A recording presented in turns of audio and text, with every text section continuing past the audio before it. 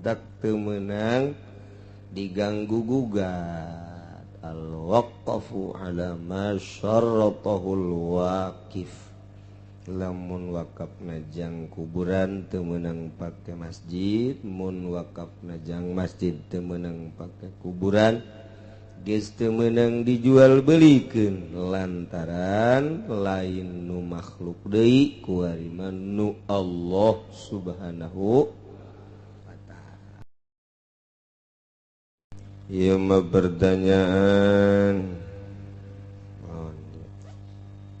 pengurus masjid membuat tempat parkir kurang lebih 200 meter di tanah wakaf masjid untuk parkir jamaah masjid. Pertanyaan, bagaimana hukumnya parkir masjid digunakan parkir umum? 2. Umum parkir di tempat parkir masjid dipinta sodakohnya untuk kas masjid. Ampuratur nuhun teu kabagian masalahnya ya. Lahan-lahan masjid nu geus diwakafkeun eta adalah diperuntukkan untuk ibadah.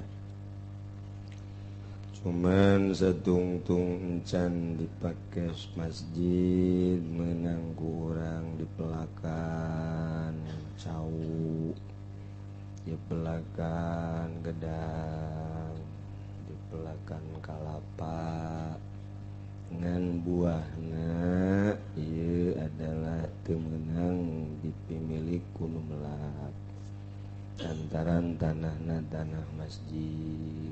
Jadi bisa diperuntukkan setiap jelema nu ka masjid deuk salat haus memeh Jumat ngarujak heula betis heula didinya masalah. Kumaha lamun dijual nu hak ngajualna pengurus masjidna, pengurus eta lahan-lahan. Bisa dijual ngan duitna tetep teu meunang didahar ku sambarangan lantaran tanahna milik Allah. Berarti silahkan dijual, cuman jang kepentingan masjid.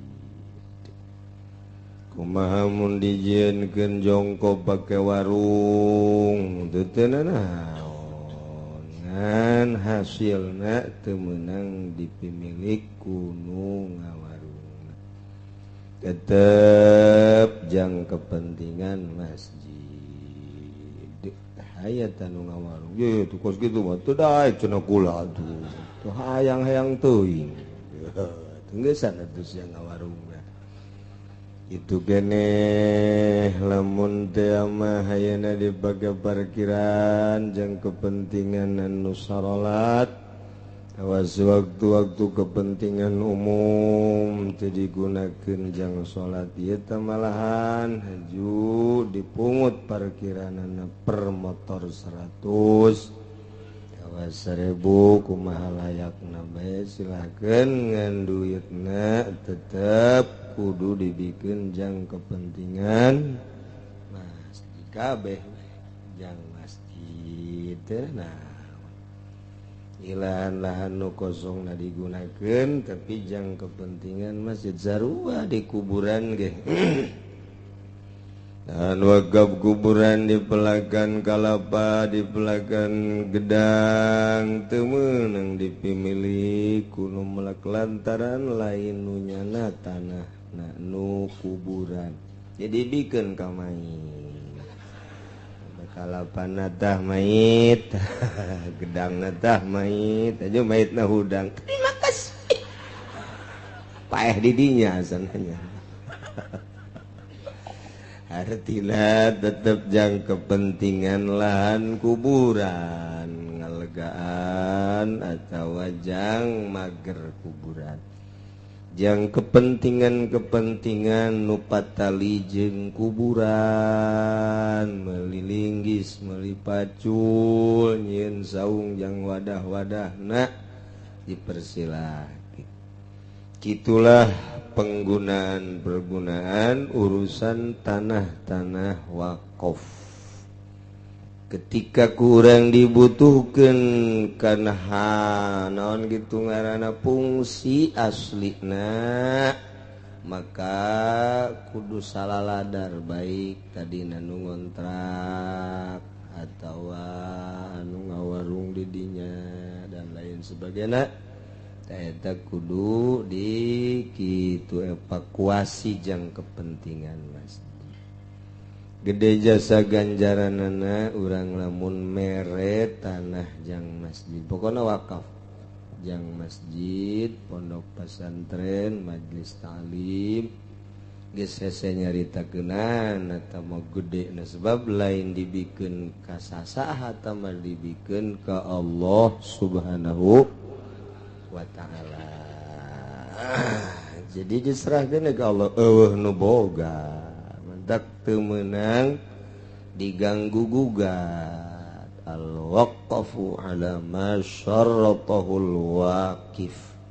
Lamun wakafna jang kuburan teu meunang pake masjid, mun wakafna jang masjid teu meunang pake kuburan, geus teu meunang dijual belikeun lantaran lain nu makhluk deui ku ari nu Allah Subhanahu wa ta'ala. Sakitu bae. Ngan kepanjang caritana ketika darurat iyalah aya jalan-jalan keluar mentak kudu aya nazir teh nu ngurusan kana eta wakaf. Geus atuh ngawakafkeun mah teu sah lamun lain di jalan Allah. Misalna aya si Dedi ngawakafkeun tanah 1000 meter jang tempat prostitusi. Lah jadi katanya naon prostitusi teh. Ngan serem doang kadengena. Tempat jualan apem. Oh, ese ngomong jeung orang kampung mah. Geus bahasa urang bae ulah make bahasa kos kitu. Puyeng. Jadi lamun aya jelema ngawakafkeun tanah 1000 meter jang tempat main judi. Yang tempat main bola sodok nu di jero nangke aya sodok-sodokan eta teh sah. Mendak lamun urang ngawakafkeun jang kantor sah sebab aya urusan istislahil umat. Tapi kantorna nu beres ulah aya unsur-unsur maksiatan. Sebab ieu geus Allah. Namun kuari ngawakafkeun jang kantor jelema nu di kantorna geus teu bisa nyebutkeun teh. Atuh geus tah mah disangsikeun sahna. Antarana atuh kuari mah di kantor teh atuh ngantorna mah sabaraha jam pake main gaple di kantor teh. Main minimal main catur atuh nu asli nama main bobogohan. SMS-an di kantor teh jeung naon karang-karangna teh kitu sekretarisna mentak sekretaris kudu awewe ge supaya gairah cenah kerjana. Aduh semacam-macam iyalah jadi budaya bule kababawa ka Cikupa. Akhirnya kos kieu di negara urang teh tah nya geus kuari berada disanksi. Baheula mah urang lamun wakaf jang MI madrasah Islam masih kene mantep. Jang sanawiyah masih kene mantep, tapi urusan kuari mah rada disangsikeun. Lantaran sakolana kuari mah lain jang umat jang pribadi. Geus kuari teu pati ngadengena doang ngadengena teu pati ngeunaheun kana jajantung wakaf jang sanawiyah aliyah kadengena dong teu ngeunaheun. Sebab unsurna geus lain jang ibadah ka Gusti Allah Subhanahu wa ta'ala. Baheula mah wakaf jang balai desa masih mantep keneh keur urang leutik mah. Kayung yun teteh si bapak eta bong loba tanahna aya wakaf jang balai desa bagus sebab jang urusan umat kuari lamun jelema anu wakaf yang balai desa oroknya yang serikeun kuntilanak yang serikeun kuntilanak saon sebab balai desa na kuari dipake tuh sia tanu ngomong dah naing dah ngantoser doang aing mah iya makir dongeng boro-boro ngawakafkeun jang balai desa puguh nu geus jadi balai desa ge dicokot deui dijual deui guari mah ku buang kawarahna akhlak-akhlak manusia cak lurah teh loh tu boro-boro balai desa musola ge dicokot deui ku anak incuna boro-boro musola masjid ge masih keneh dicarokot deui wallahu a'lam. Baheula mah padesek-desek jelema berduyun-duyun ngawakafkeun jang musola jang masjid di akhir zaman kuari berduyun-duyun nyokot deui kana wakaf. Mentak aya sababaraha santri nu datang ka kula endek aya nu neuk mere wakaf lah maning ulah cek kula. Maning ulah cek kula. Kunaon cenah Abah Haji lah geus ge ka ditu nara rusak urang keur tentrem-tentrem magahan ngaji ibadah ka Gusti Allah pajar kunyana urang sesenangan geus ulah ditarima mun hibat mah teu naon kulantaran jelema hayang wakaf bae datang ka kula teu naon tapi saksikeun jeung sertifikatkeun ulah sambarangan sebab kuari mah jelema teh nu dideuleu lain ganjaran akhirat tapi ganjaran dunia asa rugi diwakafkeun teh padahal mah untungna pohara tanah nu puluhan hektar mah teh jadi nanaon jang dirina teh jadi miliknya nu jadi miliknya mah nu diwakafkeun ketika maot nu teu diwakafkeun mah geus diperbutkeun ku anak ku ahli warisna tapi wakaf mah langgeng nu nyana hakikatna mah nu Allah ganjaranna jang nyana teu anu berpikiran kadinya jeung orientasi kadinya geus abah ieu baheula mah keur teu sehat ngawakafkeun mang gimana dicokot deui bae ampurannya hampura bol sia Pugu kolot mager menikmati ganjaran di jero kuburan. Ku anak incuna diperebutkeun dioyak-oyak atuh malum kiai lah embung riweuh. Ayo dah jatuh kitu nyana kenceng bae dibikeun saenggeus dibikeun kolotna nu di kuburan nyaksian. Ganjaran aing nu kamari ieu ngocor hajuku sia dicabut awas ya ku aing didoakeun teu beres sia teu berkah sebab mutuskeun ganjaran nyana keur tiis-tiis di jero kuburan ngucur ganjaran nu aya di masjid kuari dipermasalahkeun dibikeun dicabut deui putus ganjaran kokorolokan nu tiis eueuh dideuleu ku nyana oh sia cakolot meuli henteu naon teu janang aing meuli diwakafkeun teh jang kepentingan aing kunaon Gusti dicokot geus aing semet ayeuna neuk ngadoakeun teu beres kasih meuli mobil sabulan mobilna nyungseb kawin deui jeung urang Karawang urang karona bengek gering dibawa ke rumah sakit kawin deui jeung urang Cikande sarua bae tabrakan menyon bibirna tinggal nyanana be ngap ludes duit masjid wakaf nu dicokot teh lantaran Allah terido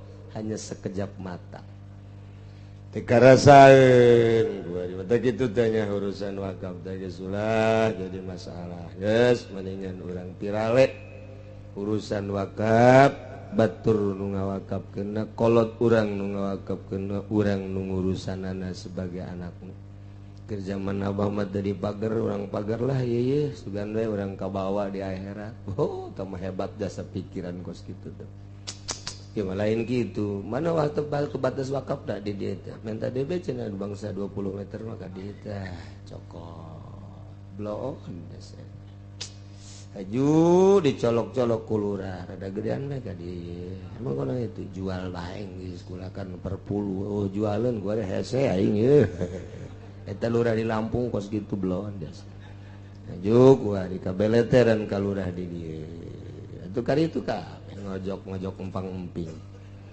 eta teu beres di zaman ayeuna nya yuk nu mentak kurang ngaji ge nu teu beres urang beresan nu bengkok urang lempengkeun nu poek urang cangkeun abe urang babarengan aya dina ridho Allah Subhanahu wa ta'ala. Jasanajan ngaler ngidul ge jawara ujung-ujung nama pae pamarentah keur poho korupsi ujung-ujung nama modar tah ai ka masyarakat mah pae dereskeun tapi ka pemerintah mah modar jadi rada tinggian saeutik geus tah boh pohara tah mah geus modar mah sarua jeung oresan ca modar sia itu ti bahasa gitu lain deui gerang Sunda mah dupi pun rama aya nuju kulem tarama tah hari adi aya nuju bobo aya tah pan kos kitu tah hari tetangga teh nu sok main kotok eta mah keur molor lain deui bahasa teh Sunda mah atuh tah ai Malayu mah pan cuma tidur bapak ada lagi tidur geus mama juga lagi tidur adek juga tidur juga itu yang suka mabok pinggir rumah tidur juga tidur wae gumantak Malayu mah teresep aing mah teresep atuh tuh pun rama aya nuju kulem tuh kan ngeunaheun pudupi pun raka nuju leleson kacopean tadi bagus kan tuh hari adi aya nuju bobot tah di ayunan pantes pan kos kitu tah eta nu pinggir teh babaturan sok mabok ngkur molor tah mah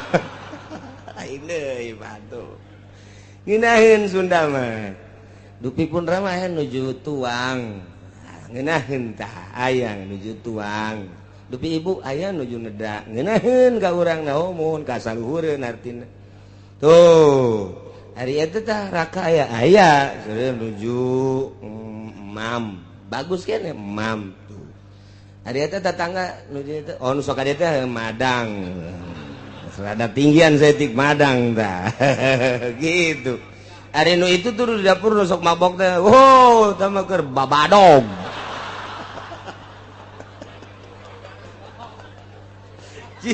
atuh satahap ngomong teh mantak kadenge urang lamun keur kitu naon karang-karana endek naon pidato ieu teh non pembawa acara tuh kajawan ku urang ka ukuro ngomongna sakitu tah baledag-baledogna geus berarti SDM Sundana sakitu geus saya kajahoan ku ajeun babandungan ku kumaha ge atuh kajahoan bae model aya jelema SIM abdi mah bagus tah SIM kuring bagus abdi kuring make SIM bagus jadi sarua jeung abdi keneh kuring kan sopan nyopanan ka anu araraya di dinya SIM abdi saleresna bagus tah lamun deuk ka Karawang-karawangan SIM kuring mah Karawang pantah uing mah Karawang tah uing wih sia teh mah kitu Karawang teh paneta bahasana tah uing kuring make SIM tapi lamun geus pribados ulah make ulah SIM pribados dina ayeuna takol habek teh jauh pribados make SIM keneh bae di jerona pribados mah geus aya siman teh mantak gese mantak lamun yang belajar Sunda tetep kudu ka Bandung ka Garut cicing di ditu kos kula waktu hayang belajar Inggris itu ka Inggris sugan teh Inggris di mana orang belah di Cikupa tah eta bahasa gehese tetep nucan pernah di periangan mah katara bae gajen di bulak-biluk bulak bengan atuh ulah haju mandeg geus emang bisana sakitu tuh sakitu bae ulah lain membung lah cenah teu bisa ye atuh neuk saha nu karep si embung situ embung mah geus bae dae kaluhur ta ikanyahoan beda jadi Sunda mah kabudak kasahandapeun kanu setahap nu kasaluhureun masyaallah mantak istimewaan SD baheula dibandingkeun jeung SD kuari SD baheula mah aya Taman Pamekar bahasa Sunda. Eta teh dipelajari urang asal geus kelas 3 bae eta mulai ka bahasa Sunda. Geus mengenal bahasa Sunda ti kelas 3. Mantak rarapi nu baheula mah. Tuh abdi tua abdi dahar pun rama tuang. Eta pan baheula sok tanyakeun ge ka SD baheula. Ye atuh kumaha kitu. Taina sim abdi non gitu ngaranna datang pun rama sumping geus aya tah Sunda baheula mah kula keur kelas 3 di Pagaan Sunda tarapi nu mantak ke zaman baheula mah kuari mah aya tah pelajaran bahasa Sunda ngan nu magahana urang Jogja bade ka mana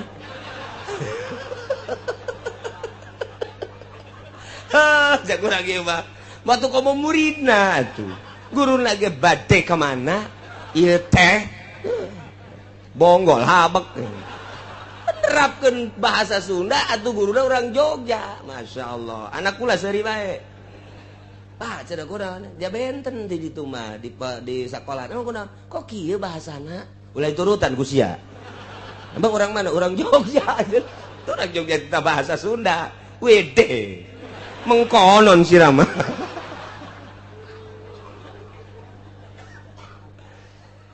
aduh